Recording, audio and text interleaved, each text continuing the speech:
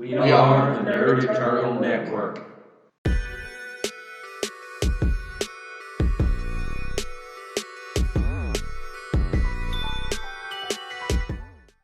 Hello, everybody. It's your boy, Tony the Hitman Horton, and we're here with another session of Impulse. And I get to interview today the ToddFather. What? Oh, yeah. In case you guys don't know who we are, you get a chance to finally find out a little bit about us and give a little bit of our background and why we are the way we are and why we're so passionate about the things that's everything pop culture. Todd, how long have we known each other? I mean, we've known each other for... Oh, good Lord. I didn't expect you to answer me that one. Hell, Yeah. Good Lord. It goes back to hit videos days. Yeah, my God. So, what's that, 15, 16 15, years 16 somewhere? years? Yeah, something like that.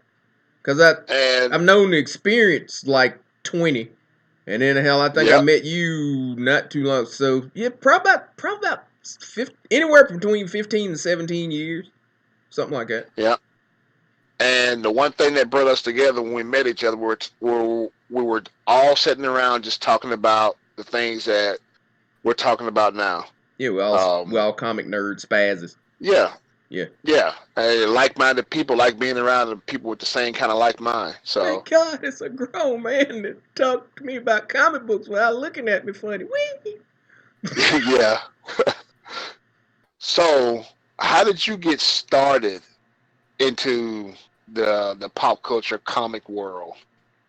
Well, one of my how did your adventure? Oh, how'd I get into it? One of my earliest memories in life is reading a Batman comic book on my parents' bed in my hometown. I was 2, 3 years old.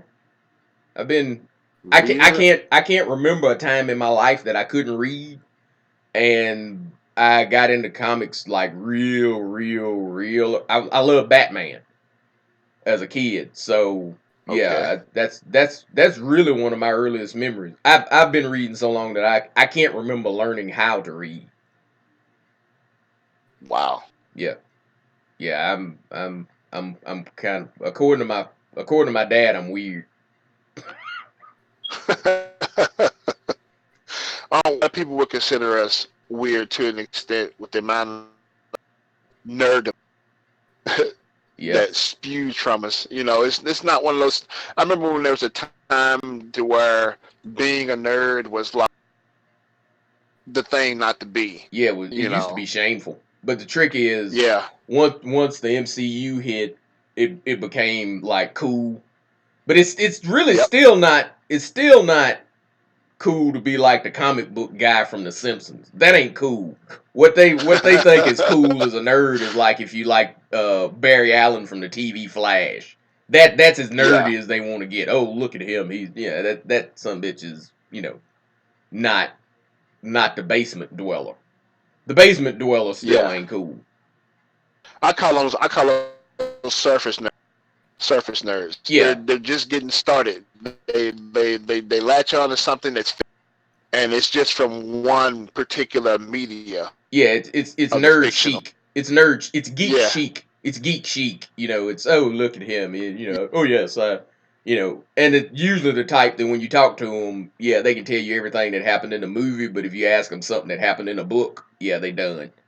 It's basically like, some of your surface ringers, Lord of the Rings fan, oh yeah, I love Lord of the Rings. I know I'm so knowledgeable about Lord of the Rings. Really? Well, who was, Tom Bombadil? Who? Because Tom wasn't in the movie, so they got no damn clue. Yeah. So, again, you've been reading since you could. Yeah, I've been reading since as far as you can remember. And Batman was the thing that got you started. Oh yeah, the lure of Batman. I used to self-identify as Batman. Oh, you got to explain that. What? I mean, hell, from the ages of like 2 or 3 to, maybe about 5 or so. Yeah, I would. If you went, who are you? I might go, I'm Batman. I had my favorite tile. I had one of my mom's tiles that had like blue on it. That was my Batman tile. That that they'd have to safety pin around my neck because I was too little to do it myself. And I had the utility belt, and hell, I had a Batmobile and a bunch of the Mego toys and stuff like that. Yeah, I might say I was Todd, depending on my mood. I might go, I'm Batman. I did that until I transitioned into being Godzilla. About the time I hit school. I would screunk around the house. I'd screunk around the house and set my parents' coffee table on fire with radioactive fire from my mouth. Yeah.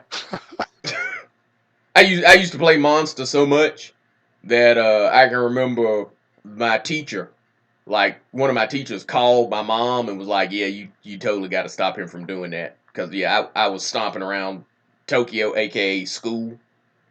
Yeah. And yeah, yeah. And that's imagination at its best, folks. Yeah. I often kids nowadays, if well, the thing is, kids nowadays, if you do that, hell, the parents may take them seriously. Oh, you Godzilla, are you? Well, yeah. I'm gonna rub the tub full of water, and you just live here from now.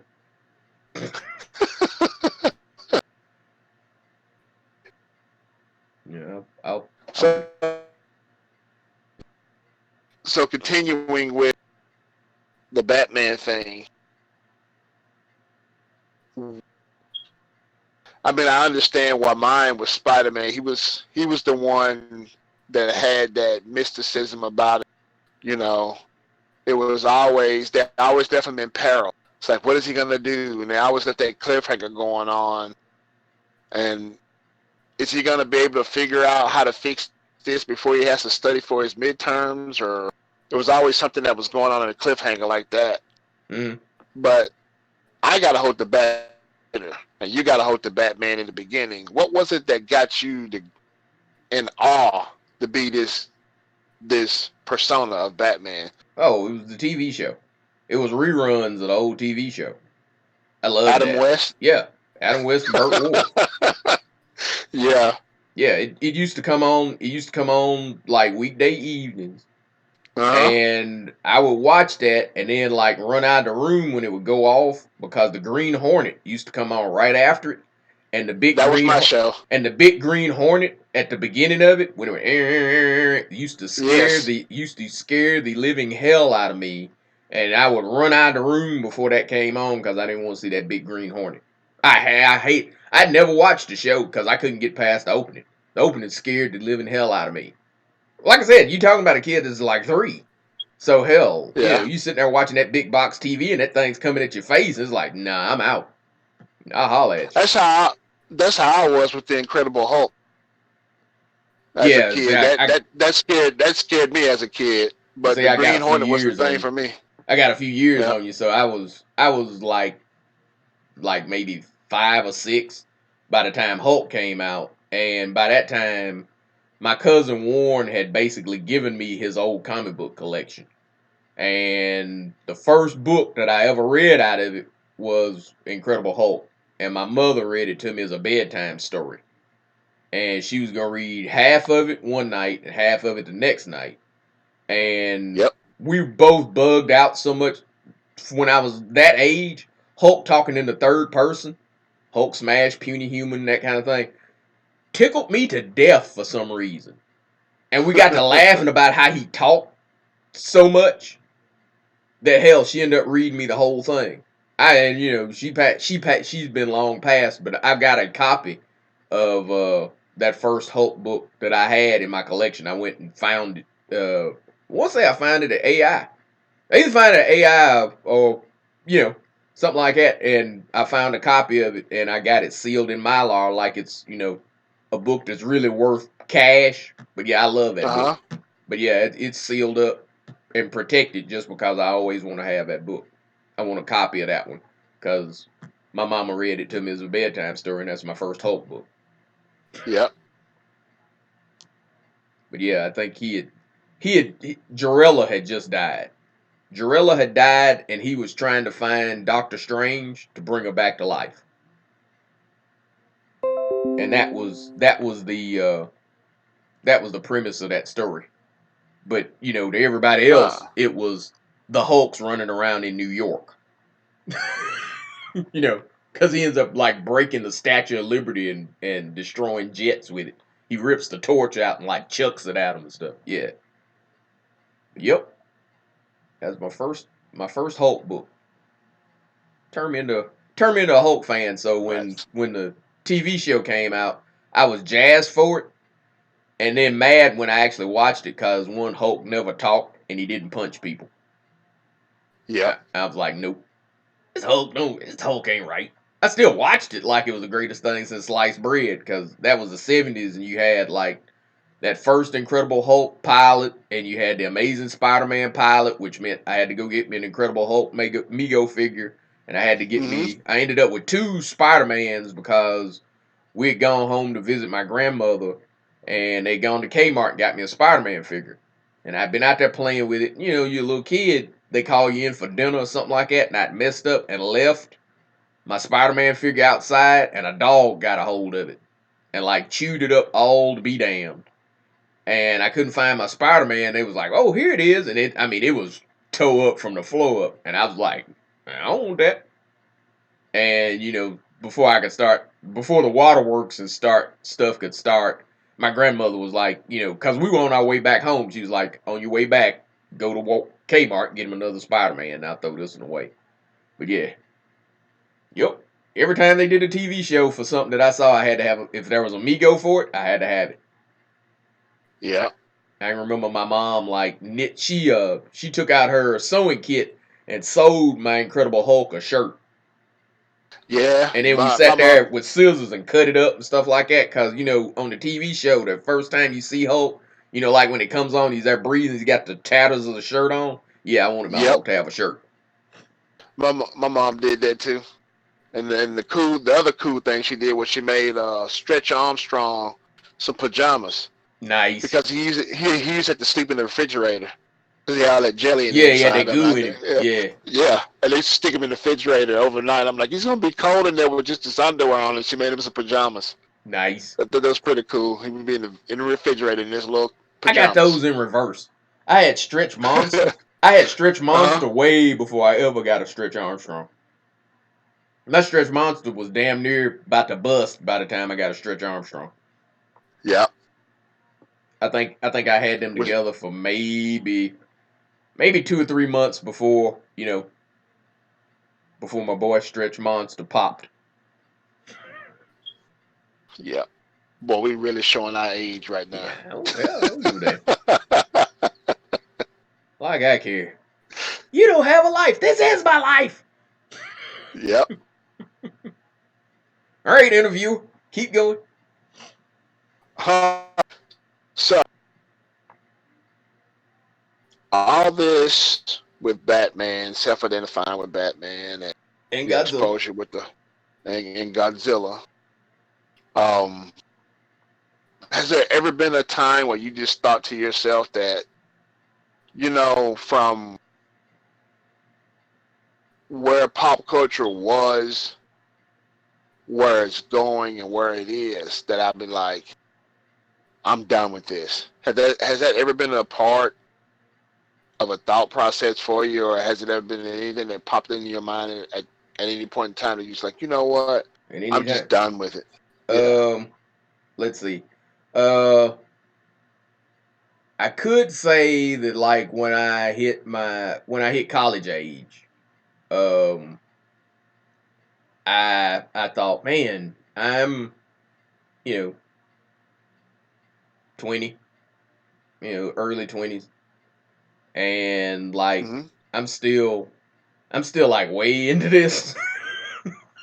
So I can remember coming out of class and like going and buying that Jim Lee X-Men #1, the one with Magneto on the front, and it was the big gatefold. Yeah, I'm buying that kind of stuff, And around that same time, around the time of the Infinity Gauntlet, Toy Biz start dropping the toys. The X-Men toys, them first ones, them shitty ones, like Cyclops with the light, and I was like copping them things. You know, I was going to Toys R Us and I was buying them, and I was sitting around one time. I was like, hell, you know, you gonna have hopefully women fall up in your room, you know, at some point.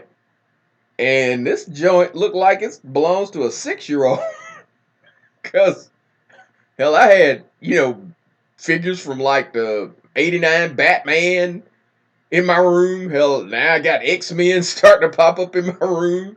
I got them knockoff Superman figures, and remember when they did like the superheroes after Batman? Toy Biz did them, and they were like the knockoffs of the superpowers figures. Yeah, I was buying the hell out of them damn things, and I had them in my room, and I was like, you know, I got too many damn things to hide. So I had a little period in my 20s right there where I was like, I'm gonna finally give this stuff up. And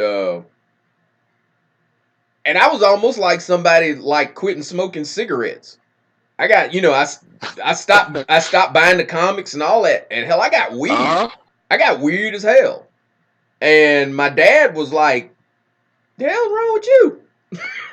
And I was like, you know, he was like, you know, you ain't want to go get your books? I was like, nah, man, I'm giving that mess up because, you know, I'm in my 20s and I'm too old for this, and, you know, it's time for me to, truthfully, that's part of where the name of the other show that I come up with, you know, man, I'm too old for this shit. Yeah, that's that was my mindset right there. I was like, I'm too old to be messing around with this stuff still. And my dad was like, you old enough now, son, I'm gonna let you in on a secret. I was like, what's that? He was like, men don't grow up, we just get older. I was jazzed when I saw that you were a little boy, because that meant I was gonna get to play with all the new toys, boys' toys, under the guise of playing with you. And I started thinking about how dad was always like down to play with me. Yep. And like he was a competitive pistol shooter, so like I always had like BB guns and games where you shot stuff and all that. And I was like, you sneaky so and so. And he was like, yeah, dude, we don't grow up, we just get older. So if that's what you like, it's not hurting nobody. I'd rather you be into this than dope or something. Hell, do what you do. So that was one period. And the next closest time to me like being out of it is probably now. Just because they don't feel the same anymore. Now I'll go back and read the old stuff. You know, I love Essentials, go back and read, you know, runs of books that maybe I didn't read at the time because, like I said, if you would think as long as I've been in the comics, I would really have some books that were worth something based on when I was reading them. But I read crap. Like, I read, like, the Godzilla series from Marvel. I read Shogun Warriors.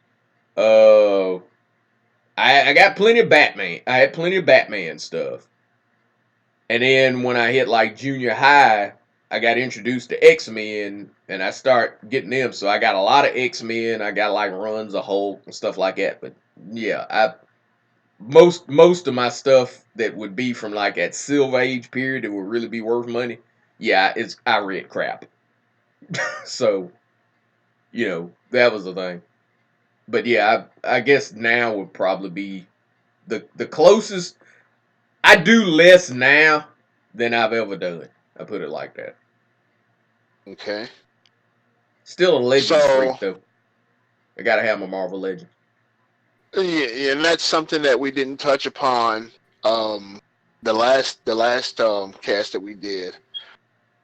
People don't know just how many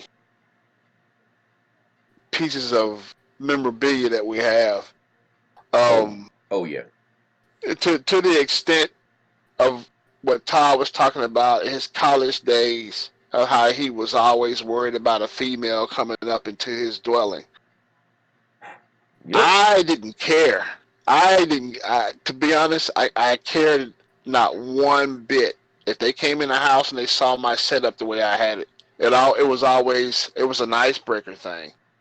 And, I like for them to know what they were getting up front than to try to hide something. And I've never been one to try to hide my nerdom.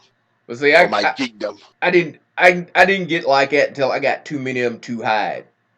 When I finally looked around, I was like, even still, I was like, I got so damn many of these, I don't give a damn no more. You rock with it or you don't. Yeah. I mean, I'm still rocking the Spider-Man T-shirt, the hats, Hell, I'm wearing a Black Panther T-shirt now. But the trick is, like, now, hell, ain't that big of a deal. But back when nerdy was nerdy.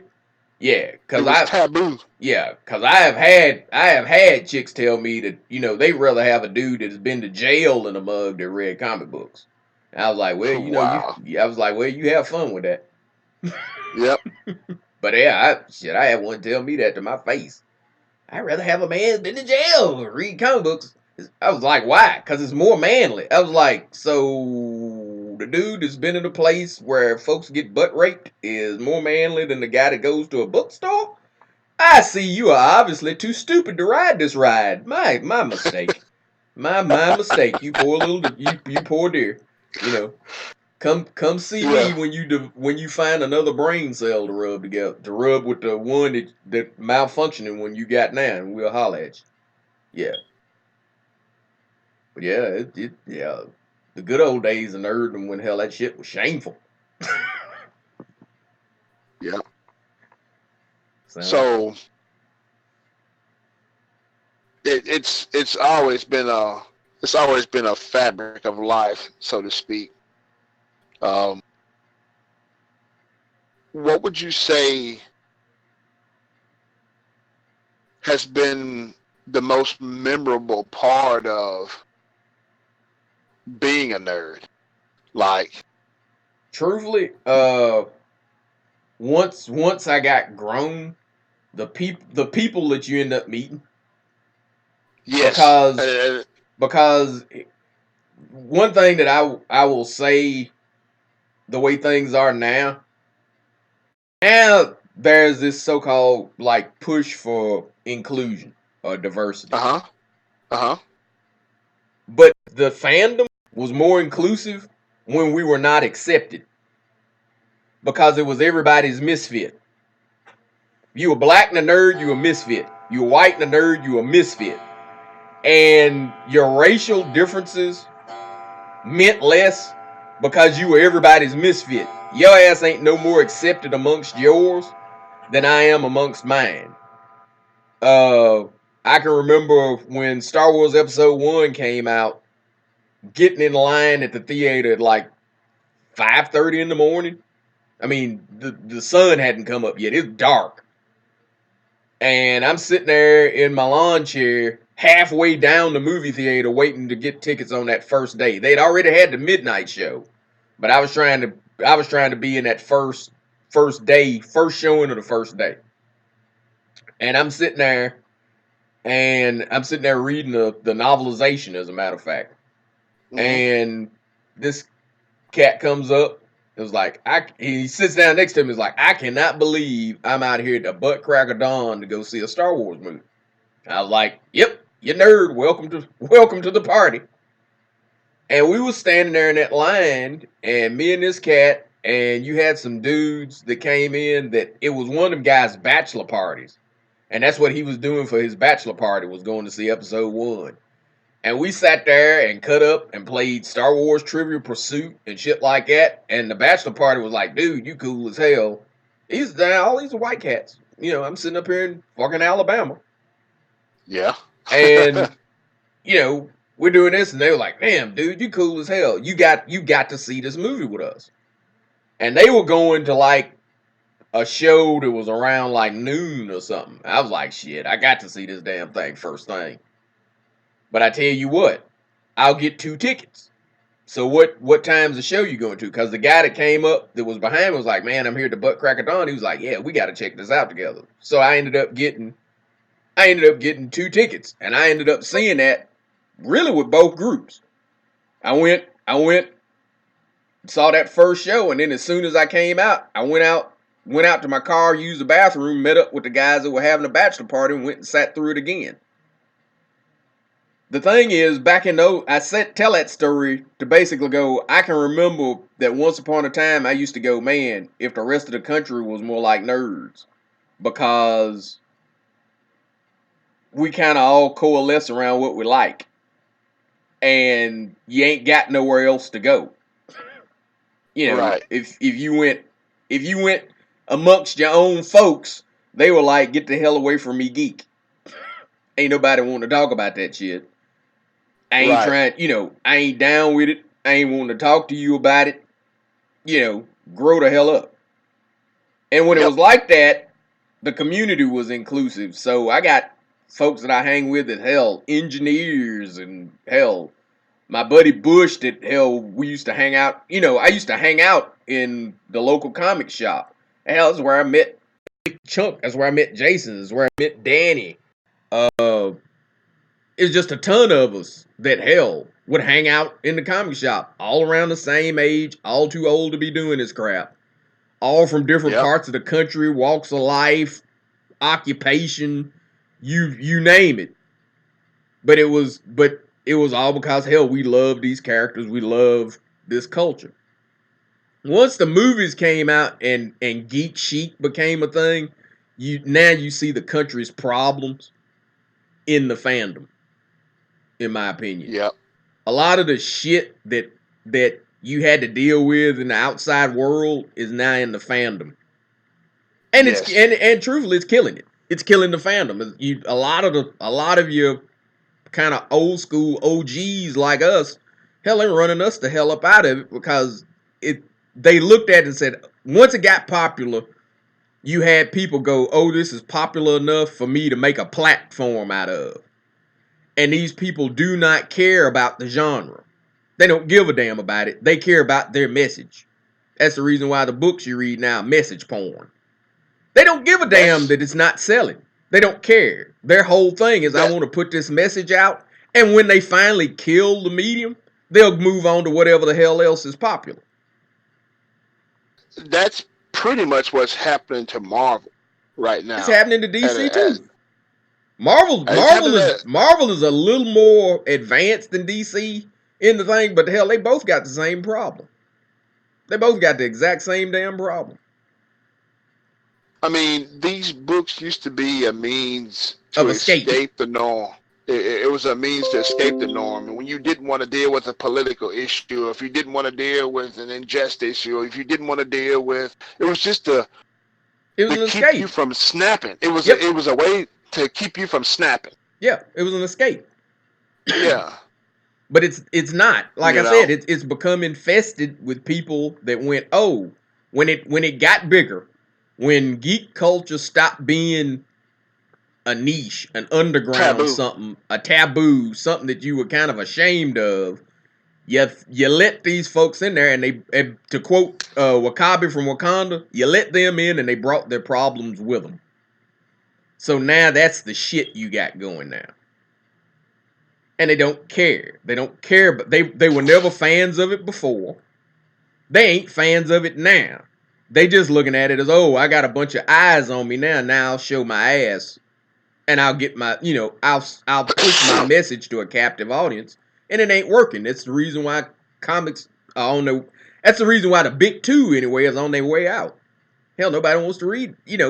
I don't want to read that shit. I don't want to read. They're so ham-fisted in it again because they don't give a damn if it kills the genre or not. Not interested in a different story. They just want to get their message out. And that to me is a problem. This is my thing. How hard can it be for all these different aspects to coexist under one umbrella? I mean, Marvel owns Malibu Comics.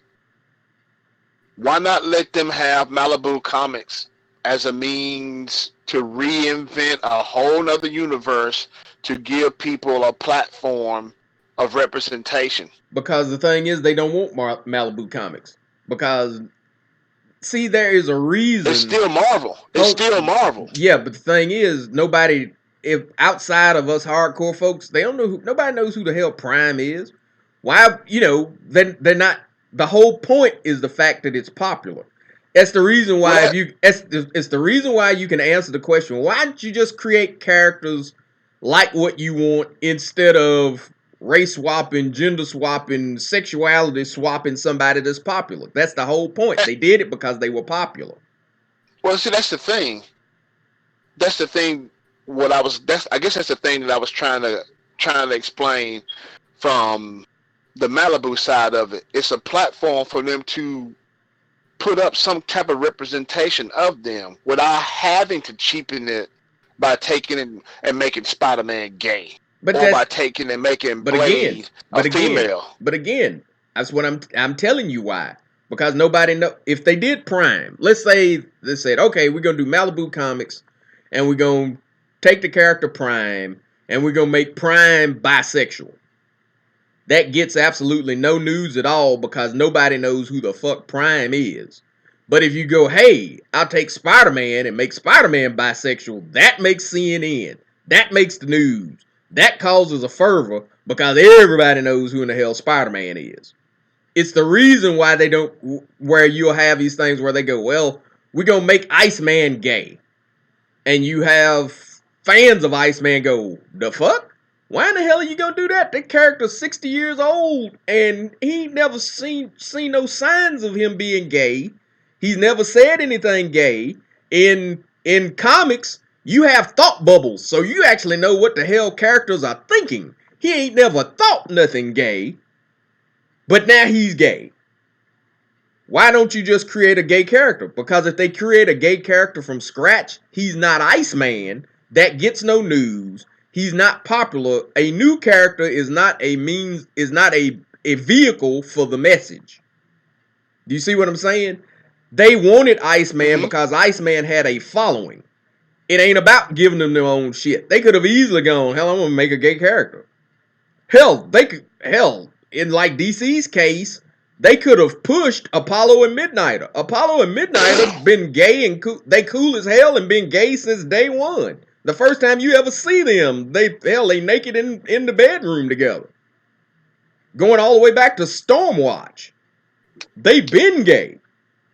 But they go, no, the hell. But they go to hell. Violent. So? What difference does that make? I mean, they want that clean cut, polished. The hell.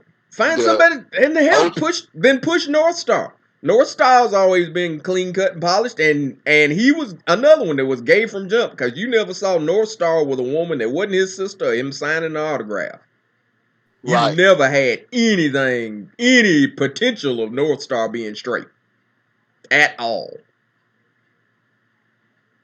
But again, North Star's not popular.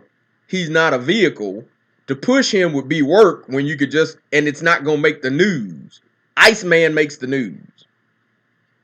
Iceman makes the news. That's the reason why, hell, you could take Sam Wilson's Captain America. Yeah, to hell with making Sam Wilson a cool character. Let's make him Captain America. No, that don't work.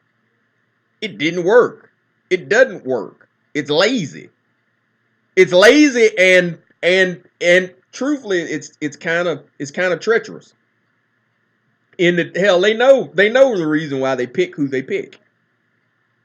Let's make a female Wolverine. For what? God knows I was glad to see Wolverine die when he died just because he was so damn overexposed. But by that same token, oh no, see, she's Wolverine, she's a better Wolverine. No, she's really not, because she's not Wolverine. She's not Wolverine in the zeitgeist. She's some chick pretending to be Wolverine. And there's a difference. See, the thing is, and there's another little thing of this, and people may agree with it, they may not, but here it goes. You don't have a sandbox aspect. In other words, in the sandbox, everybody's equal. And what that means is you can have Peter Parker, and Peter Parker is a straight white male, and he's cool. You can have T'Challa, and T'Challa's a black guy, and he's cool. You can have Ms. America Chavez, and she's a gay Latina female, and she's cool. You can have Rogue as a straight white woman, and she's cool. You can have Monica Rambeau, a straight black female, and she's cool. You can have everybody be cool. That's the beauty of writing it. You don't have to be fair. Everybody can be cool. They've done teams of Avengers where everybody was cool. They've done teams of X-Men where everybody was cool. But that's if you're actually trying to get equality. If you're trying to get equality and something for everybody, I'm all for something for everybody. Like you talked in the first segment, you know, when your son was going, hell, I look at comic books and damn, don't nobody look like me. Well, that's some bullshit. Give the kid somebody that looks like him and let him be cool. He does not have to be cool at somebody else's expense. They can just be cool. You get what I'm saying? Mm-hmm. Everybody can just be cool. But what you've got now isn't somebody looking for equality. They're looking for payback. And that shit don't fly.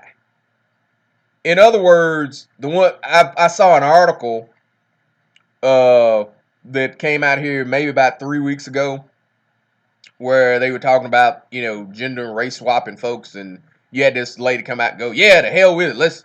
Let's basically change every white guy in pop culture to something else. But that's bullshit. That's not chasing equality. It's not.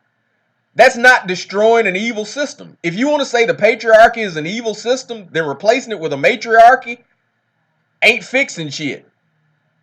That means you don't mind the system, you just don't like your place in that system. Yeah, you don't like your place in the system. That's not justice. That's not seeking justice. If you are seeking justice and the system is evil, you are trying to replace an evil system with a system of justice. That I'm all for. If you basically going, look, this shit is fucked up, let's tear it down and replace it with something that's fair, I'm cool. If you come along and go, yeah, this is fucked up, but the only thing I find wrong with it is I want to be the oppressor. Yeah, fuck that. You keep that shit. Because you're just as evil as the person that you call an evil. And then the enemy of my enemy is my friend. No, hell, in this case, a lot of times the enemy of your enemy, you know, coming from a blurred standpoint, the enemy of your enemy is another fucking enemy. Because the trick is, okay, when you had Ike Perlmutter, his hardcore Trump supporter that was part of MCU, was co-head of the MCU, you couldn't get Black Panther done. That was his thing. No blacks, no women. So if you were a black kid, especially like a little black boy, you was fucked. So you get you flip the thing, and now it'd be hard to get Black Panther done because he's a man. Now they talking about replacing T'Challa with Shuri because girl power. So if you're a little black boy, you fucked either way. You were fucked under the alt-right, you fucked under an SJW, because neither one of them like your black ass. One don't like you because you're black, the other one don't like you because you're a guy.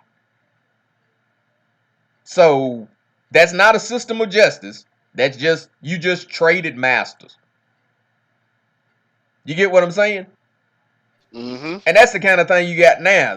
The current kind of era of Marvel, yeah, they'll scream and holler diversity and stuff like that, but your son still ain't got nobody.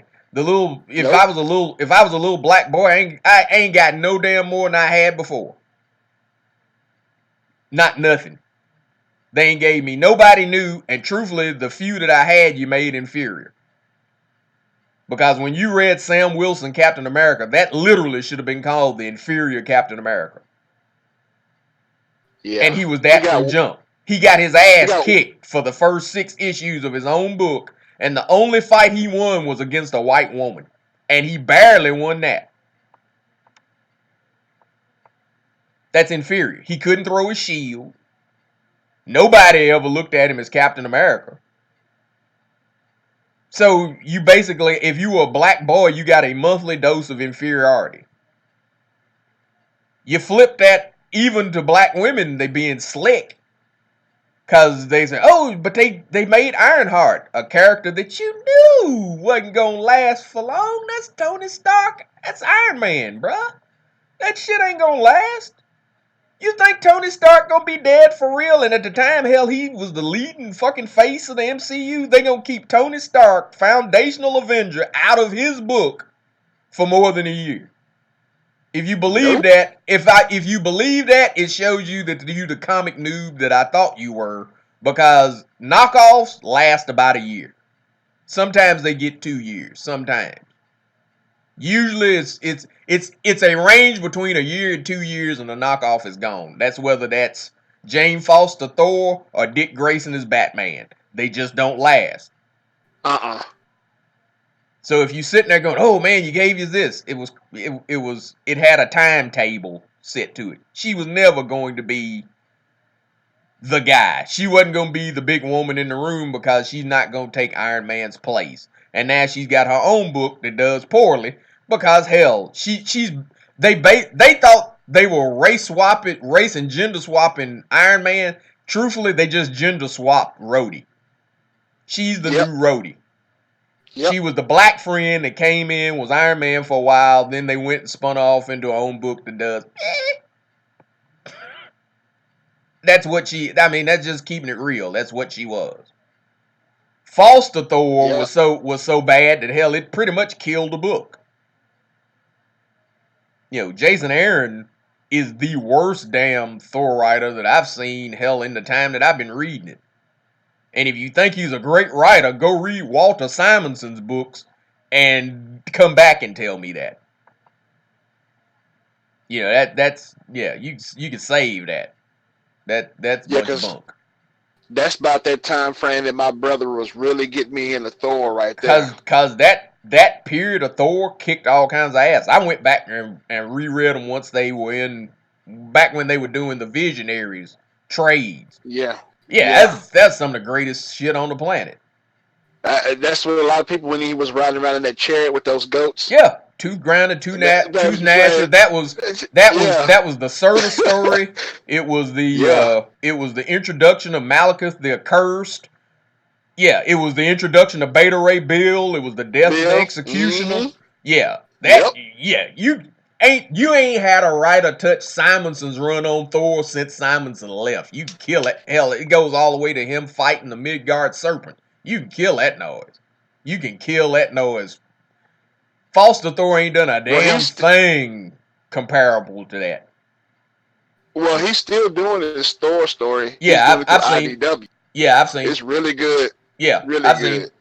Yeah, I've seen it. So if you guys haven't read that, you need to check that out. It's through IDW. Yeah, it's really I forget what the name of it is, but yeah, it's Thor running around after they've had Ragnarok. But it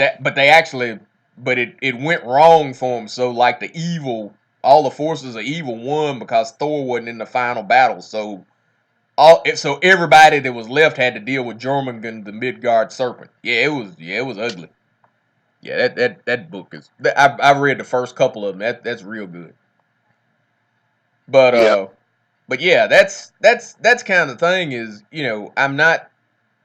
And I play like I said on the other podcast, I play the villain a lot, so I might be the villain here sometimes. But my thing is, I love the genre.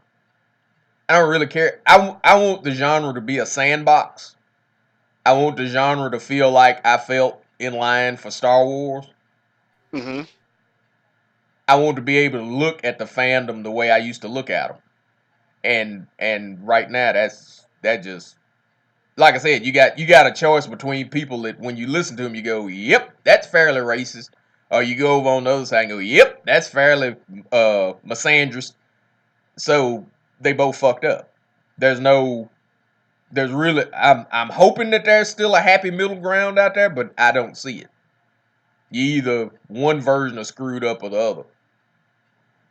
That's the reason why, like if you look up my profile on Facebook, I call myself a blurred revolutionary, and then I go, loathed by liberals and hated by conservatives, because I I ain't drinking nobody's damn Kool-Aid. They two wings of the same bird to me. And that's really what you see there. If you were a little black boy that was a comic book fan, you have no more under the SJW era of Marvel than you had before. You got nothing. You got monthly doses of inferiority if you are not just absent. Black Panther's is milk toast. Patriot is milk toast. Rhodey is, back to his sidekick status, but hell, he don't even have armor. Blue Marvel is in limbo.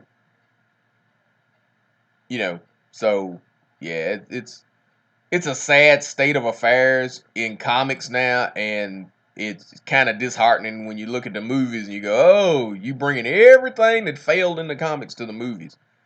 Great. Because, the movies were kind of the outlet. Well, the comics suck, but I'm still pretty digging the MCU for the most part. And, hey, Black Panther made all this money. Yay! Let's replace his ass as soon as we can. And then you can watch, that fail, because one of the selling points to Black Panther was, man, there's a black dude as a superhero on the big screen, and he ain't nobody's sidekick. Man, I never get to see this. Replace him with Shuri and see what you get. Yeah. And the thing is, if they replace him with Shuri, you ain't gained nothing. You went from having one black male hero to one black female superhero. You have gained nothing.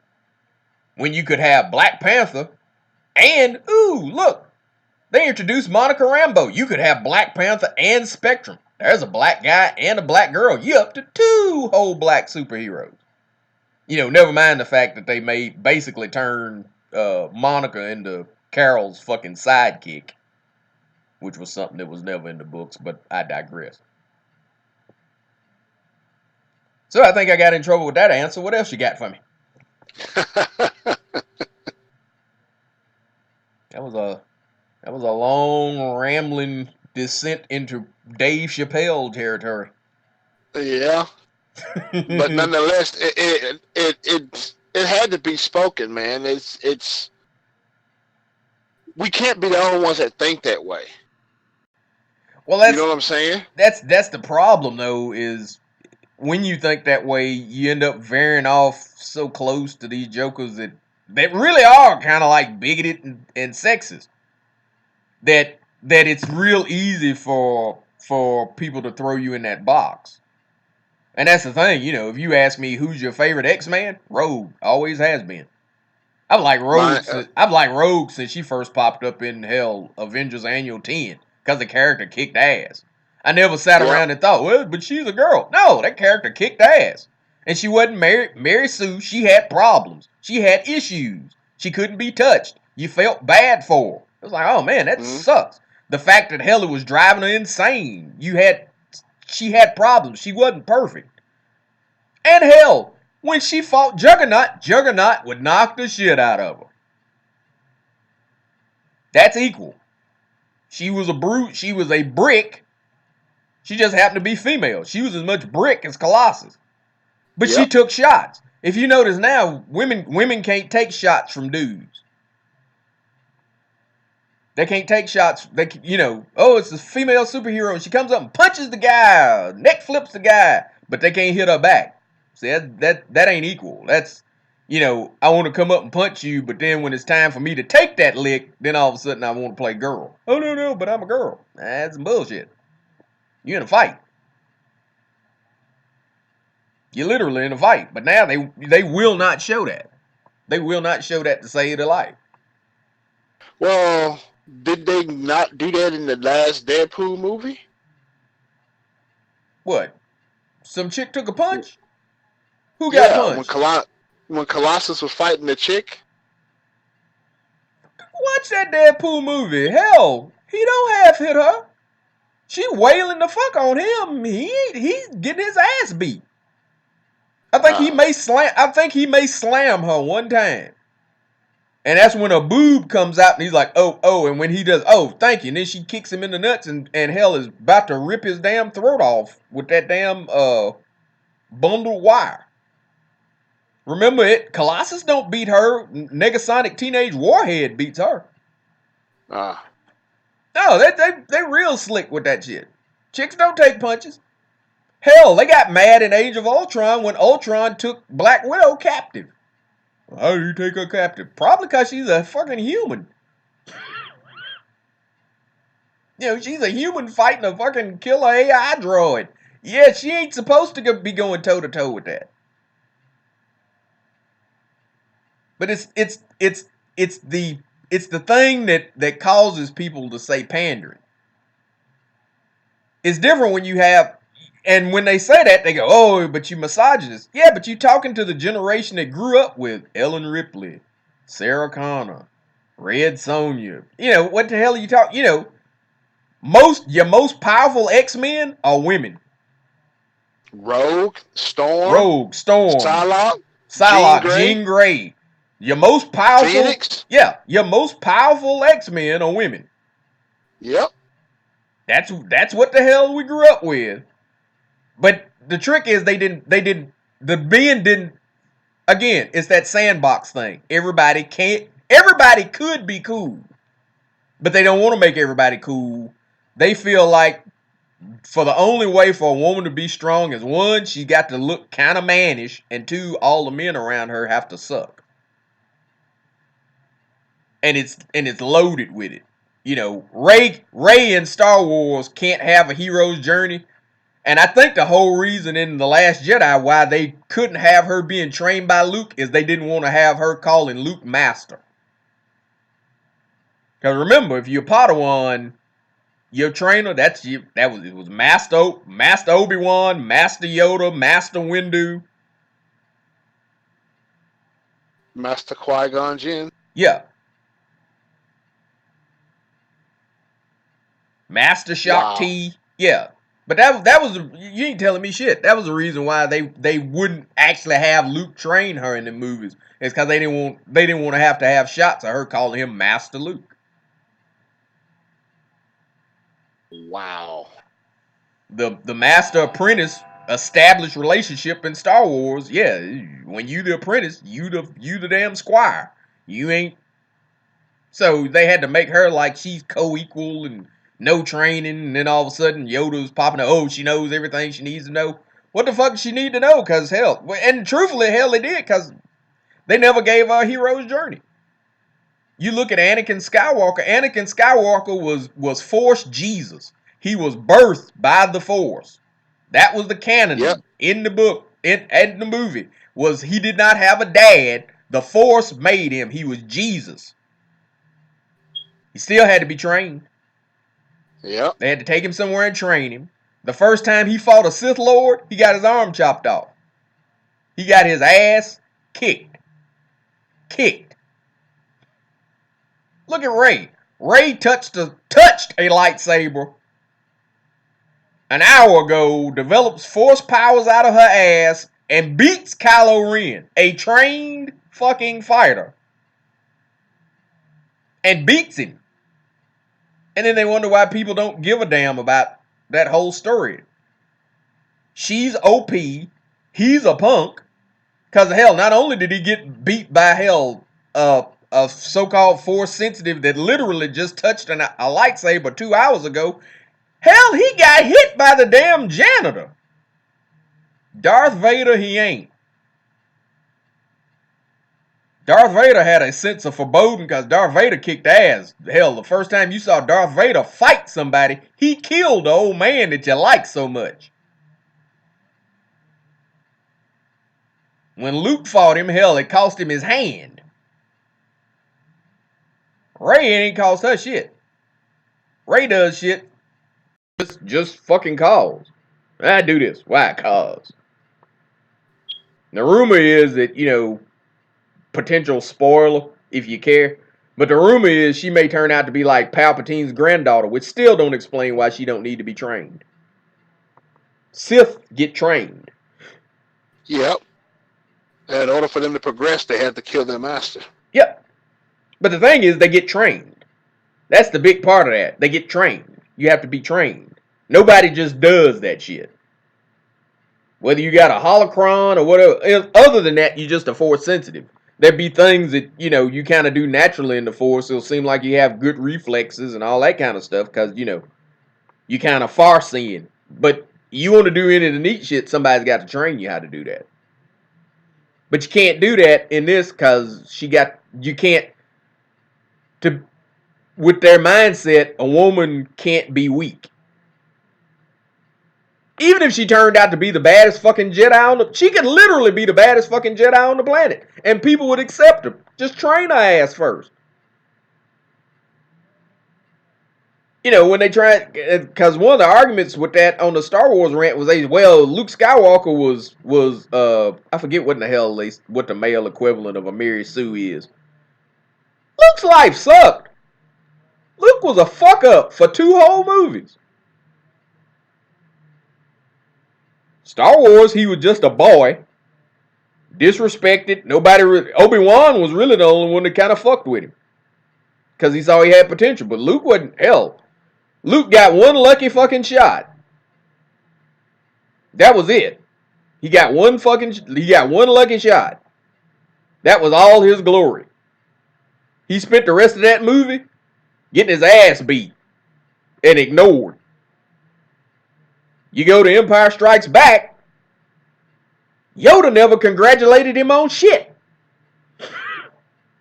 Think about his training. He failed in every fucking test he took in that movie. He failed.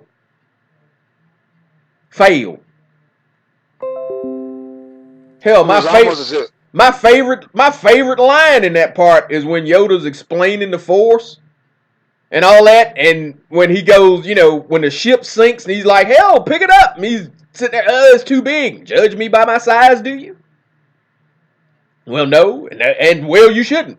For the Force is my ally, and a powerful ally it is. And then he picks up the fucking ship and sets it on the ground, and Luke looks at him and goes, I don't believe it. And Yoda opens his eyes and goes, what? That is why you fail. The Empire Strikes Back was one failure after another for Luke. He went into the damn tree, and what did he do? Fail. He failed. When he went into that tree for that test, he failed. Yeah. Then he went, fuck it, my friend's in danger, I'm going to go save them and go fight Darth Vader head up. And what did he do? He failed. He got his fucking ass kicked. He got beat the living hell out of. Hell, he battered and bruised him with shit. And the one time he got a lucky lick on him, he chopped his hand off for it. That son bitch tried to kill himself. He failed. Had to beg for Leia to come save his ass because he's hanging on an antenna on the outside bottom of the fucking plant of the city. He failed. Where has Rey failed? You see what I'm saying? There's a hero's journey. The fact that he was ignored, the fact that he failed in the other one, when you see him show up in all black in Return of the Jedi, you like, oh shit. That's when Luke started winning. Luke didn't win to the last movie in that trilogy. That's when Luke Skywalker became the motherfucker that you wanted to be. Because up until that point, you wanted Han Solo. Because hell, Han didn't fail, and Han got the girl. Yep, that was Luke didn't get shit. Man, you better go hang out with that droid and shut the fuck up. That's all you got, bruh. That and the ghost of an old man. Now, was I with y'all when we went to go see this movie and they did what they did to Han Solo? Was I with y'all? No. Because I was hurt like a mug, bro. Yeah, I know you tore up from that. I had predicted he was going to die when we were standing in line to get in the theater. I was just looking at the poster. I was like, they're going to kill Han's ass. I was like, they're going to either murk Han or kill him. No. Like, man, they're going to murk that motherfucker. He went out like a sucker, though. Dude, I was Leia so killed angry. Him. Leia killed him. Leia killed him for the insurance money. You ain't never going to get me to believe nothing different. He went out like a straight sucker. Oh yeah, go back and change that evil murdering child back to the light. Man, you go do it. Shit. You got force powers. All I got is this damn blaster. You're crazy as hell. I think I was with my son because my son was like, Dad, are you crying? I'm like, man, this is bullshit. This is straight up bullshit. Yeah, they the whole purpose of the new trilogy is to kill everybody you love. Yeah. It's basically I see. It's basically the washing thing. the old away and making new. Yeah, it was what you told me today. Stan Lee died, and growing up is basically watching everything you love die. Yeah, that's what that trilogy is about. Is there? You want to go watch this? You want to go watch everybody you love die? Yeah, okay. But yeah. But that was So did you have any more questions? I know, boy, it's gonna be hard as hell for us to get folks to come interview after they hear my ass. We better put your shit up first. They put your shit up first, be like, all right, they acceptable. Then my black ass come on here and just ruin everything for everybody. God damn, I think this motherfucker militant as hell. It's at the end of the day, we all have our own personal views of how we view things. A lot of people may not agree with what you say or how you say. It's about respecting the individual to be able to express how they feel. That's the thing. I mean, well, my whole thing, like I said, when it all boils down, see, I love the genre, and what you got going on in it right now is gonna kill it. It is killing it. Hell, I mean, a lot of people are seeing it, but yeah, you can't be that blind to it. You just cannot be that blind to it. But the thing is, I think the mistake of it has been they've let the wrong people. They got too much power. They're in control. When you listen to Marvel, like the Marvel podcast, Sana Amanat and crew, yeah, they ain't wanting. They don't want the fans back. They don't want the people that basically made them. They don't want them back. They want to push the message. Never mind the fact that the message is killing the medium. They don't give a damn because they wasn't fans of the medium in the first place. They're fans of the message. That's just it. You look at Star Wars, Kathleen Kennedy. Kathleen Kennedy came out and basically looked at it and said, "There's too many damn dudes like Star Wars. We got to fix this shit." Really ignoring any women that liked Star Wars at the time as is. No. We gonna make the Force. She had T-shirts. The Force is female. Well, the Force may be female, but unfortunately, it's dudes that buy $120 lightsabers. Again, men don't grow up, and that's the truth of it. Is if when you were 6, if you liked He-Man or Transformers, at 16 you liked He-Man or Transformers. At 26 you liked He-Man or Transformers. At 36 you liked He-Man or Transformers. At 66 you like, guess what? He-Man or Transformers.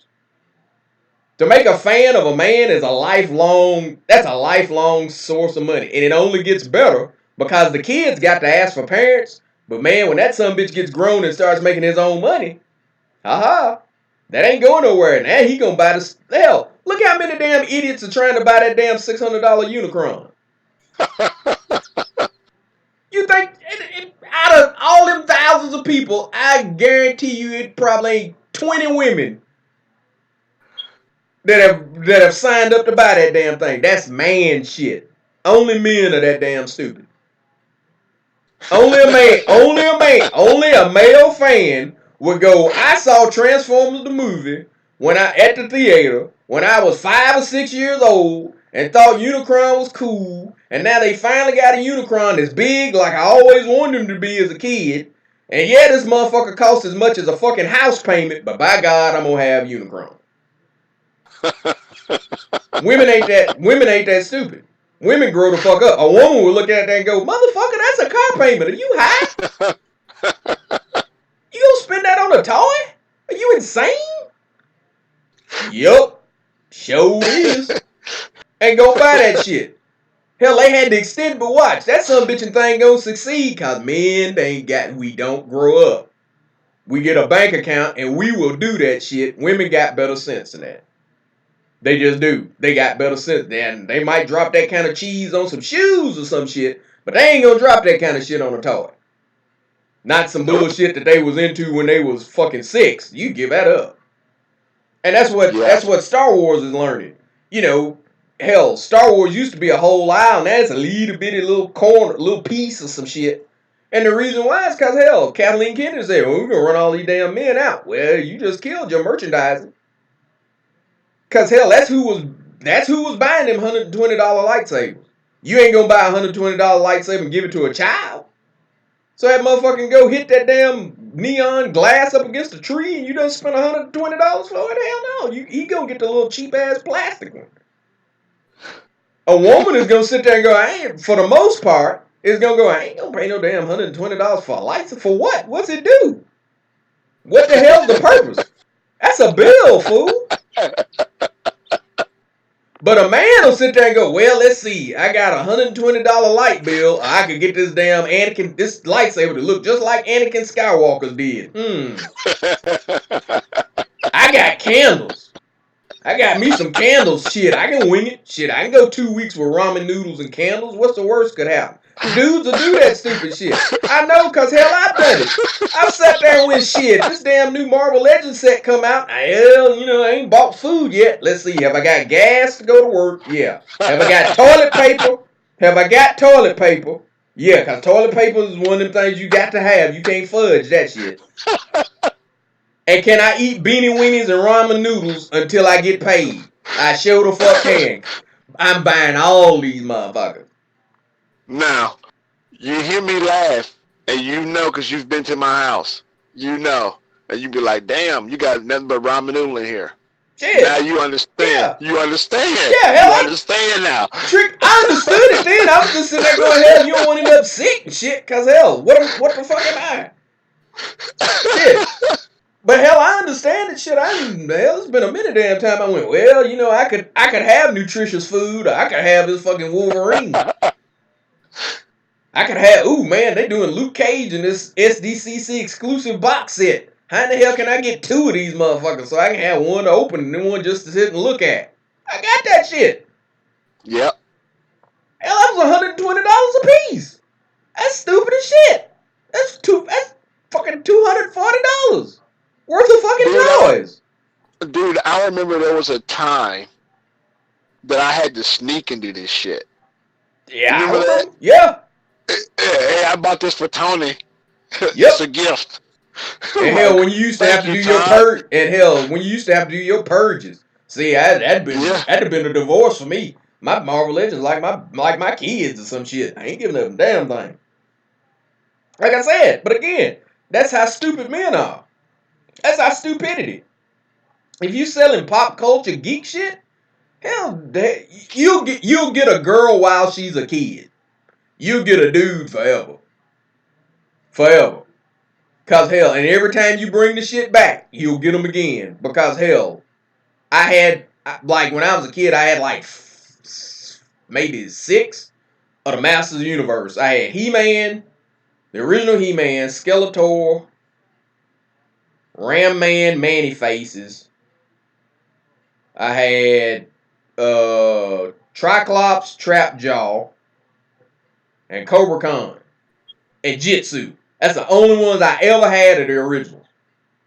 So when the 4 Horsemen, first in 2002 when they brought them back, I was like, ooh, well, I gotta get He-Man. I gotta get everybody I had before, plus everybody that I always wanted and never had. Yep. I had to get all them battles. I had a metric ton of them. Battle Cat, Panther, whole fucking name. Got all them damn things. They went away for a while. 4 Horsemen came back. Started up Masters of the Universe. I had to get He-Man, Skeletor, Battle Cat, Panther, everybody that I got the last time, everybody that I missed the time before then. Man, get the hell out of here. We the gift that keeps on giving. We are literally the gift that keeps on giving when it comes to that shit. Now, when it comes to important stuff, stocks, bonds, houseware, food, all that kind of shit, then that's women. When it comes to men, no, men gonna do some dumb. If it's a choice between recapturing our childhood and eating, we gonna recapture that childhood. We are the dream consumer for that kind of shit. The only reason why I don't have that $150 Millennium Falcon is because I had so much shit in my geek room I literally could not figure out where I'd put it. That's the only reason I don't have it. And I've had it in my hand 2 or 3 times. I was holding that big son of a bitch like, God, I want you so damn bad. But I ain't got nowhere to put you. At all. I can't hang you from my ceiling. I ain't got nowhere to put you. I mean, that is hell. Hell, you saw me when I moved. How many damn toys have I got? Quite a bit. Toys and comic books.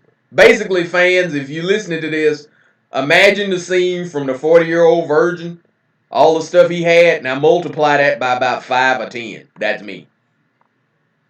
Yeah, and I'm right behind him. Yeah. I got shit open. I got shit mint on card. I got shit I mint on card that if you touched it, I cut you. I got all that shit. I'm right there with him. But I'm the notorious guy.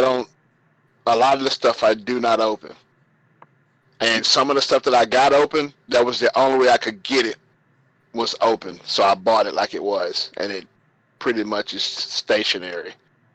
You know. But that's my thing. I am a personification of that. Don't grow up. Yep. I'm right there. I can't play it anymore now, but if anybody was my Facebook friend, for my birthday every year I used to put up the old Toys R Us commercial. I don't want to grow up. I'm a Toys R Us kid. That was me every year. I am sitting here now trying to figure out how the hell am I gonna get this Juggernaut Colossus 80th anniversary 2-pack, because I gotta have it. And coming up. And even if it meant that I couldn't eat, if there was a choice between a sandwich and that damn box set, I'm getting that box set. I'll make it. Hell, I fasted before. Yeah. That's when you know you're a diehard collector. Yeah. Yeah, I'm I got no shame in my game. And going back to what we were talking about. Yeah, I don't see why they don't. That's why it's on its way out, is because they ran off the idiots. You basically got rid of your lifetimes for some temporary. You just divorced your wife to get some Strange. And that's literally what they've done. You've gotten rid of the law and dedicated for some Strange. How long do you think it's going to endure, or how long do you think it's going to take before we come to the conclusion of this is not working? And if and when we do, will it be salvageable? That's the thing is, they know it doesn't work now. They just don't care. And they're going to do this until it collapses. And then once it collapses, they'll move on to something else, and that'll just kind of be that. You'll still have, like IDW or Dark Horse or something like that going. But yeah, I figured a big two, because the thing is, they both bought out now by megacorps, and eventually they're gonna look at that and go, why the hell are we spending that money? Because it's not selling. And unless they get somebody in there, unless you get somebody in there that actually wants to try to save it, that's just the way that it's gonna go. Because, like I said, they know right now it's not working. And that's the thing. And I mean, that's what I'm looking at right now too. Is a lot of these guys that came through the ranks in the industry like that are behind the scenes controlling this stuff. Okaying this stuff. But see, that's where you're going wrong. Most of the time, it's not controlled by. It's not a guy. It's not a guy, or it's not a guy that was into it. You can tell by the state of it that it's not being run by the people that loved it. Because if you loved it, you want to see it continue. You don't care about the message. You care about it continuing to be there. You get what I'm saying? Mm-hmm. They don't care about that. They just care about the message. That's why a lot of times, they get on me sometimes, but I'll call them parasites, because that's what they are. They feeding off the industry, and when it dies, when the host body dies, the parasite moves on to a new host body. That's what you got going. It's a parasite. Their whole thing is the message, period. I want the girl power message. I don't care if it works. I don't care if it crashes. I want that message. I don't care that books that used to sell up in the hundreds of thousands of copies now only sell 20,000 copies. I don't care that, local comic book stores are going out of business because people are going, I don't want to buy this shit. They don't care. Because you can argue price point and all that kind of stuff, but if the stories were good, like I ain't paid $5 for a book before. I had a $40 a week comic habit. Shit. It wasn't shit for me to go in your, hell, I used to go in your damn old spot. Hell, it was $40 a week. And that was a light week.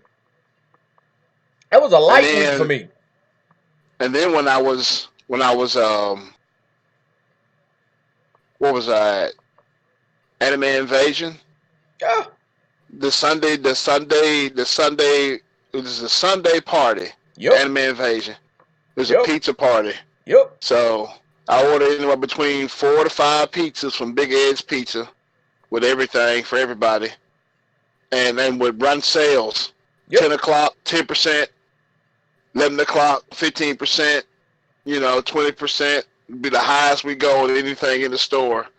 People eating pizza and talking geek and just spending money, dude. Yep. Well, how many times was I the one that brought the damn pizzas in? Because remember, I used to leave hit, and I'd hit the pizza joint and then bring the pizzas over to the comic shop. Shit, and hell, and still leave there with a stack of books, and still be back on Wednesday for another stack of books, and heaven forbid some new toys or something come out. Yep. I was dropping shit. That's what I'm saying. It's not the price. A lower price point would help. A return to a decent story and basically it's doing somebody coming in there and cleaning house would help. And when I say that, I ain't talking about hell.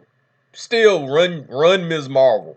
Run whoever the hell you want to. But by God, make it a damn story. Ain't nobody interested in going and buying a book about motherfuckers drinking coffee for half of it. Go back and look what made the genre successful. Their comic books are action movies. American comic books are anyway. Mm-hmm. The shit that was popular, it was, hey, it's the X-Men fighting Nimrod, fighting the Brotherhood of Evil Mutants, fighting Magneto, fighting Apocalypse. Here's a crossover. Well, here's this. And where there's the Avengers. They fighting the Masters of Evil and shit like that. You got Red Zone and hell, Under Siege and the Kree Skrull War that goes multiple months and stuff like that. There was excitement and adventure. It ain't the superheroes sitting around in a homemade hot tub shooting the shit. Cause that was literally an episode. That was an issue of an Avengers like 3 months ago. Was them all in a fucking hot tub talking. Who in the hell? I'm not paying $5, and then you done paid $5 for that shit. You out your damn mind. I said we were dumb in buying shit, but we ain't that goddamn stupid. You got to feed the beast. We'll do dumb shit if you feed us right, but hell, you got to be some food there. Ain't nobody wanting to read that. And they talking about hell, women ain't reading it because hell, it ain't no dudes in it. That was a pickup. You could go pick you up somebody because if you wanted a guy, you could go to the comic shop, find you one because there was some up in there. Yeah. Dudes are the ones that make pop culture shit cool. That's dudes that push Star Wars. That's dudes that pushing Lord of the Rings. That's dudes that's pushing the MCU. And then you come up with this shit. Well, let's do something, get rid of all the men, and watch that shit flop. It'll flop. Okay. It'll flop, and then they'll blame dudes for not going to see it. Okay. Now, with that being said, I'm gonna hit you with this question right here, and probably have to be the last one. Yeah, this is gonna hit you in your heartstring right here. All right, go for it. Masters of the Universe. Mm-hmm. The Netflix one. The Netflix, and they're talking about doing the motion picture. Okay. What are your expectations of Masters of the Universe, the Netflix series? And before you answer that question, have you seen the She-Ra series on Netflix? I have not watched it. I caught enough of the little previews and stuff of things to realize, yeah, I wasn't fucking with that one. And considering considering that they actually do the Care Bear stare at the end of the first, yeah, I'm good. When again, that's that ham-fisted shit that don't fly. It's ham-fisted. They shot the bad guy with a literal rainbow. Come the fuck on. Nope. I'm a guy. I like guy shit. Old She-Ra, even though it was a female character, it was still guy shit. You get what I'm saying? Mm-hmm. You put She-Ra in the same category as Rogue or Storm or, Carol Danvers back when she was Warbird or Ms. Marvel or something like that. Yeah, it's a kick-ass female character, but she, it would be considered now, I guess, man shit. She went out and did man shit. She went out and kicked some ass. You had some adventure. That Care Bear stare shit, you keep that. You squash that shit, because one, I don't, the alphabet shit don't really fly in for me in like kids cartoons. Right. I look at myself as an interloper in that shit to a certain degree. Yeah, I'm a fan of Masters of the Universe, but I don't really expect Masters of the Universe to be written for me. You know what I mean? I'm too old. I'm that weird. I'm too old to be here. But it's where I go and let my inner child out. And if you go back and listen to me on some other podcasts, I'm quick to go. If you go into comic books, and that's whether it's straight, gay, whatever. If you go into comic books wondering who Joker's fucking, you need to progress into novels. You too old. You are mentally, that's not your inner child anymore. You are mentally too damn old for this shit. When I go see Iron Man, I go into it like I'm 8. Like I'm the kid that, I go see a Batman movie, I go in there like the little kid that self-identified as Batman. I don't go in there looking for grown shit. And that's the thing is again, it's got that message porn. I'm not a big fan of message porn. It could be pro-black message porn. I'm not for that either. I'm not for message porn. I like a story.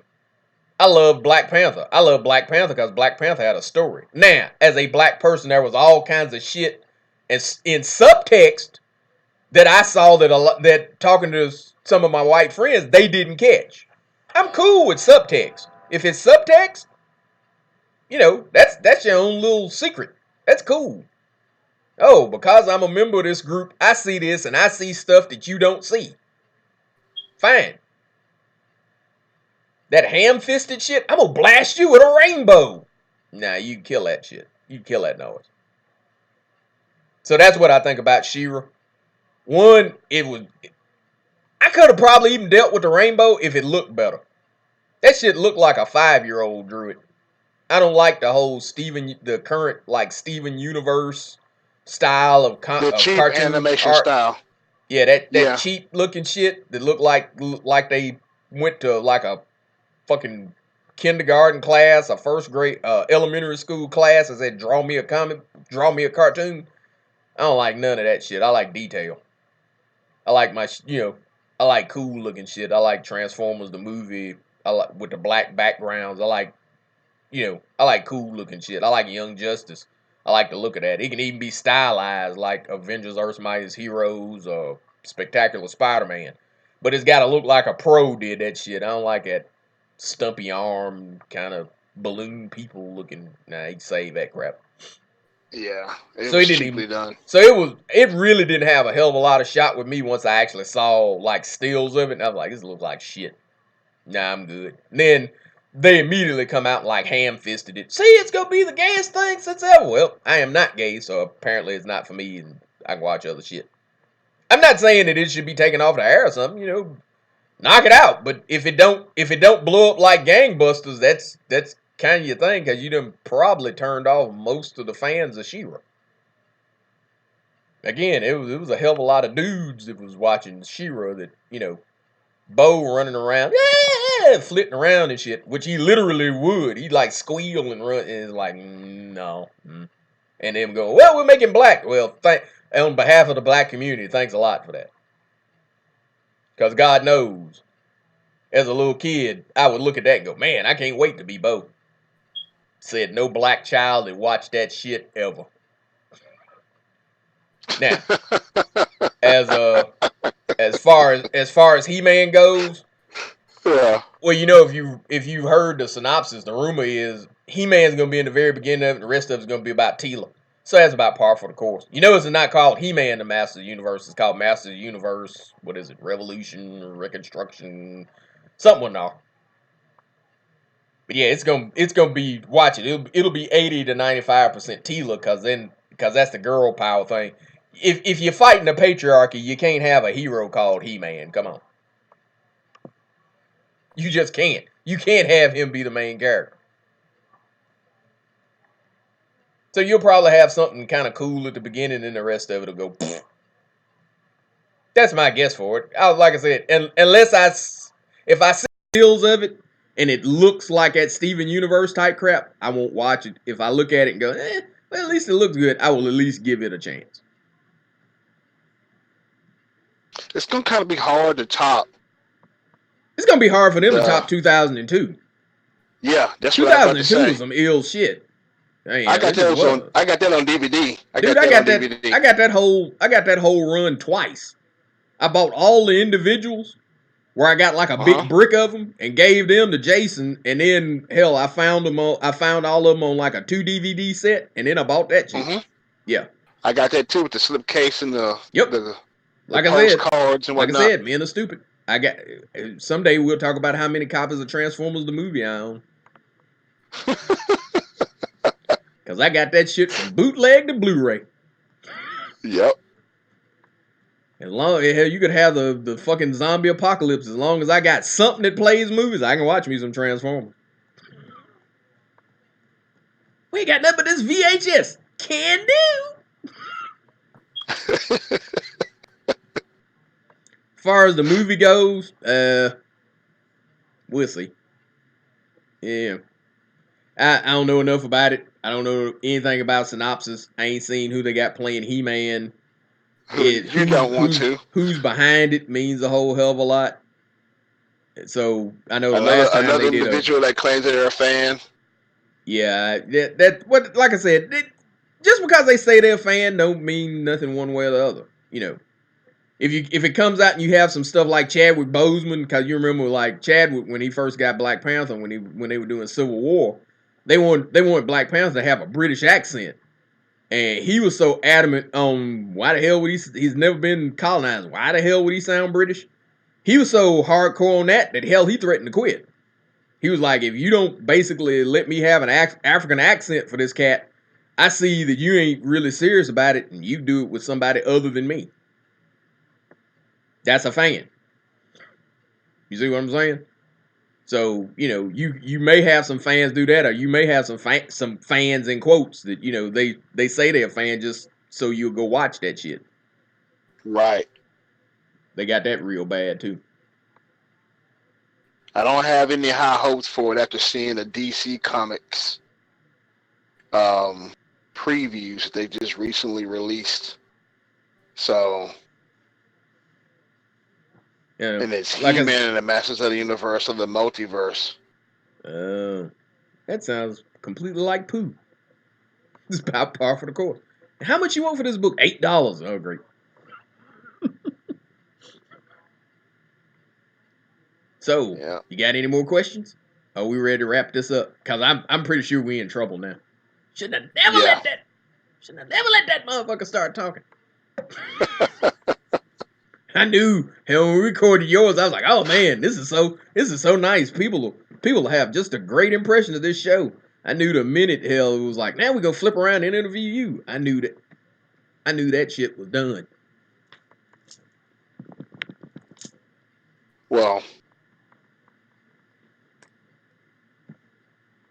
Well, damn. That you can't go into saying that. What? A lot of stuff we covered. And a lot of stuff, like I said, a lot of people. It can't be that many people that are in the position that we're in that aren't thinking the same thing that we're thinking. I mean, that's the thing. It's not. I mean, I know there's other people that feel the same way.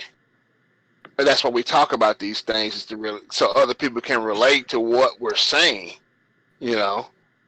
Well, like I said, I say that about half joking because I know with this one we don't have the Chappelle excuse of, well, you saw my face and clicked it anyway, because this is brand new, so they would not know. But in the get to know you phase, I guess the last thing I'll say about it is this: where I may offend you today, trust me, I'll offend the other side tomorrow. Something will come up, they'll do something, and then hell, I'll be sitting there because, like I said, my thing is I am not very impressed with either side now. I don't like the extremes. I like the middle.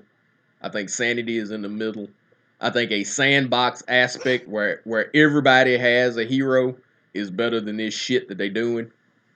I'm saying that this is for everybody, but the trick is it's really not, because the minute you start trying to run people out of the fandom, you can't claim it's for everybody. It's for the people that think like you. Period. Right. And that ain't cool. I don't care who you trying to run out. It's not cool. So, in your honest opinion, from someone who's trying to create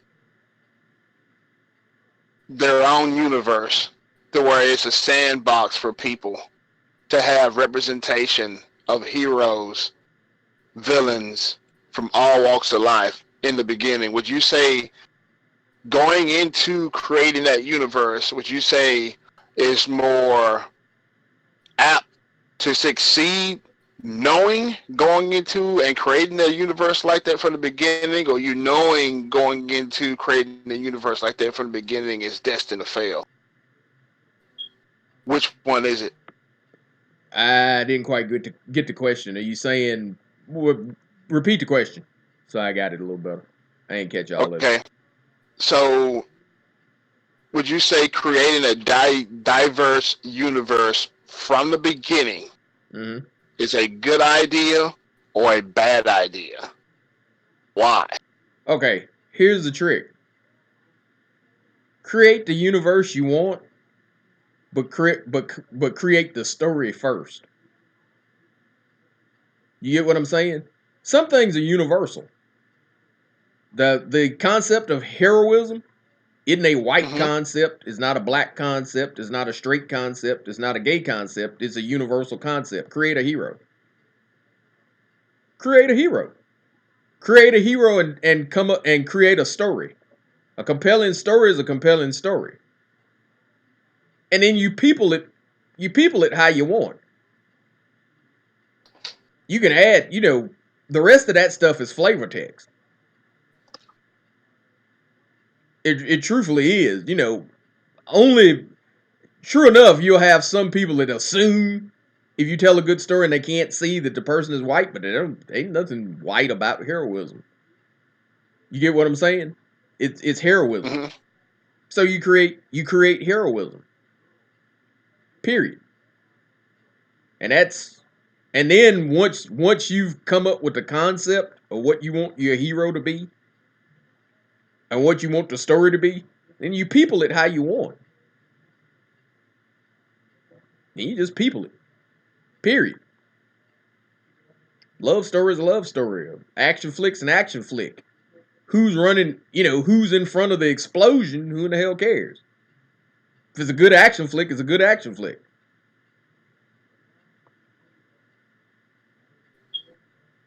I mean, and I guess that's what my approach is right now with trying to create this universe that I'm working on. Is to try to make it something for everybody from the beginning without it being forced. You know what I'm saying? Yeah, like I said, the game story that I'm working on, yeah, it's when I got done with it, it's diverse. But the trick is, I created the characters before I decided how they were gonna look. I decided how they were gonna look like damn near last. A lot of times I decided how they were gonna look when I gave them like a real name. Yeah, I came up with like the superhero name, and then when this is what they do, and this is how they act, and this is how they feel to me, and then I went, okay, and this is brother.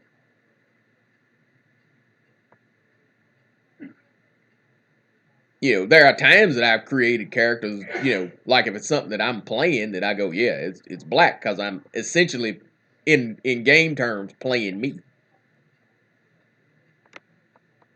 But that's not always the case.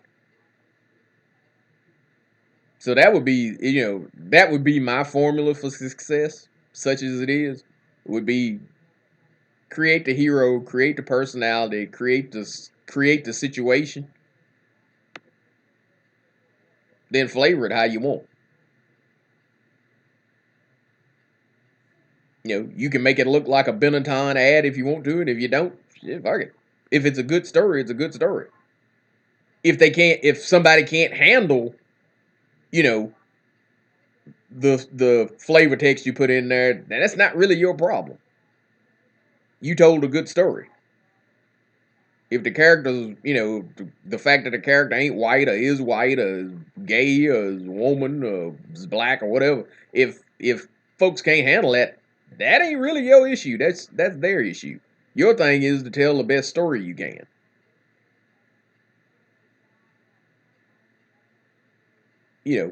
And the person's flavor text should not be the story.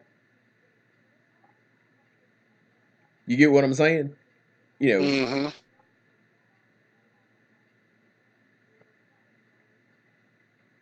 That's the thing. If you're writing me as a character, I'm an ass. I'm not an ass because I'm black. Just flavor text. The text is I'm an ass. That's the point of the story. The point of the story is this dude's a jackass. I see what you're saying. So you can have Earth's mightiest hero, who just so happens to be gay. Yep, you good. Versus Earth's mightiest hero is gay. Or he's the mightiest because he's gay. Yeah. That's Marvel's thing right now, is Captain Marvel is the most powerful hero because vagina. That don't... You know what I'm saying?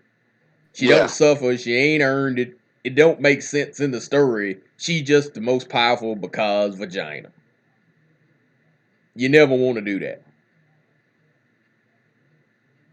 Or unless you want to work for Marvel. If you want to work for Marvel, then by all means do that, because I hear that's how they hire. They look and find them, the stickiest of the icky, and then they give them a job to basically go and wreck whatever character that they want. Wow. Hey, go listen to the podcast.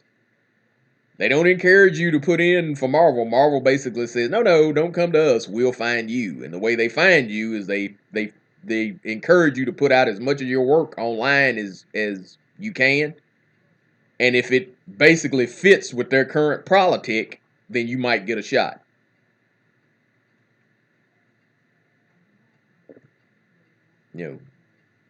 You too can, take a Cro-Magnon character from the 70s and turn it into a little black girl, and then we can scream diversity and inclusion.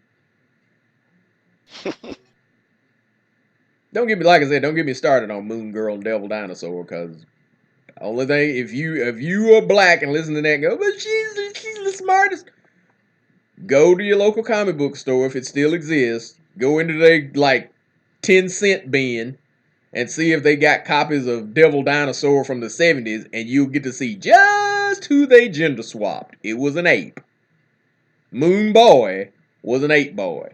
And before that's different. Nope. They got the same abilities. Just like Foster Thor is Thor, Moon Girl is Moon Boy.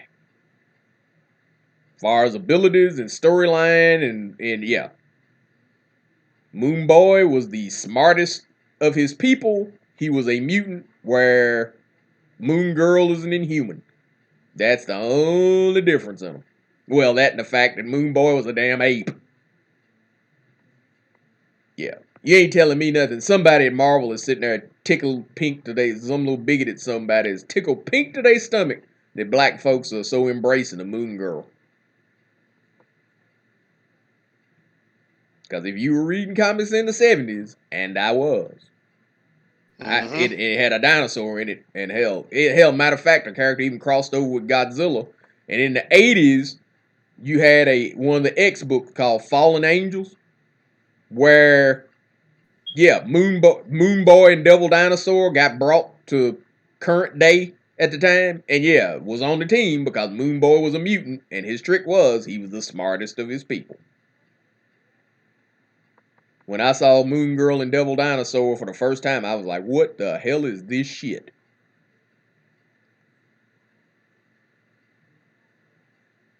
Yep. So now I think I've offended everybody, so I guess it's time to go. Like I said, should have never let that motherfucker have a podcast. Should have never let him. Should have never interviewed him. Wow, it's definitely been entertaining. But yeah, so this is Impulse, and we'll be here prayerfully once a week, and sometimes we'll have guests, and then sometimes I guess we'll rant. But most of the time, we'll talk about the things that everybody can truly relate on, which is. Or we could be the bad boys again. You know, like when we went Gold Team in RCR, we could be the bad boys of podcasting. Woo! That's like a slice of NWO coming back again. Yeah, that was my group. Try to put the Four Horsemen back together. Except there was only ever 3 of us, but yeah. Yep. So anyway, yeah, for the most part, I guess it's been grand. Yeah, you know, like I said, I probably guaranteed that, you know, I will never be like a super success or nothing like that. Because, oh, sweet God, not another one.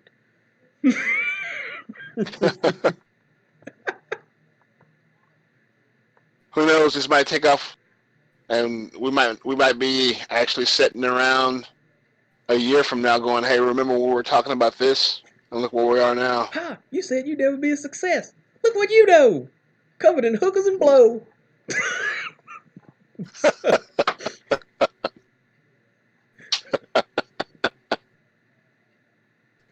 That's a lie. I'd never spend my money on hookers and blow because they keep putting out Marvel Legends every year. Now, I'm not gonna lie to you. I'm super close to the Hot Toy collection thing right now. My hand is itching, and I know if I start off on that path, I'm not buying anything else. Forever will it dominate your destiny. Mm-hmm. That's why I don't mess with him. It's like, that's Tony the Collector. He had everything. Gave it all up for Hot Toys. Like I said, if you ever decide to do that, I need the Superior Octopus because my Rhino is missing an arm. You do not hear me laughing at all. I got an incomplete. There's so many people. I got an incomplete Rhino, and I need that damn arm. There's so many people, man. So many people are like, dude, I know if you're talking about giving up toys, I want this, and I want this, and I want this. It's ridiculous. Yeah, but tricky is, hell, I don't care about the rest of it. Now, if you give up toys, then yeah, I want my, give me my Transformers back. But we already got, that's part of the deal. But other than that, yeah, I just want that Rhino. I just want that Superior Octopus. Hell, I ain't want the figure. I just want the arm out of that motherfucker. I don't, you know. It's like I said. If I'm gonna dive off into it, I'm gonna dive off into it. I'm not just gonna buy just one. I'm gonna buy an assortment of them to compensate for all the stuff you gave up. Yeah, because I'll be giving up all my Marvel Legends, my Marvel Universe, my Masters of the Universe, my G.I. Joes, good Lord, the Transformers, all that. Because I mean, if I want to dive into it, I'm getting the ones that I want. That means I'm going to have to go back and spend a little bit more than what I. So basically, what you're saying is, you get into Hot Toys, I got to get a U-Haul and come up there. Yep, you might have to. You think I won't? I mean, I'm talking about my Pops, my figure arts, my Ultraman, Bandai, all that stuff, all that. Like if it's a toy, it's got to be liquidated, and the money that I'm getting off of that is going into my next big venture of collecting, which will be Hot Toys. All right, so now we totally got to get off here because this is going on the 2-hour mark. We have probably lost every listener we ever thought about having. I doubt it. So anyway, dude, you hosted this one. Wrap it up. All right, so this has been Tony the Hitman Horton, and you've had a sample of what we come to know as Todd the ToddFather Holland. Yep, you got a taste of the ToddFather. Right in your face. No. I don't give a shit. Oh, boy. I'd be shocked if this gets a view. Dave Chappelle would be proud. So anyway, like I said, catch us here. If you like this rant, like, share, subscribe. If you didn't like the rant, share it anyway and go, listen to this asshole. I can't stand anything he said. He should burn in hell. Guys, we don't care because it still likes. It still works. Share us because you like us, or share your outrage. So anyway. Well, until next time. We'll catch you later. Peace.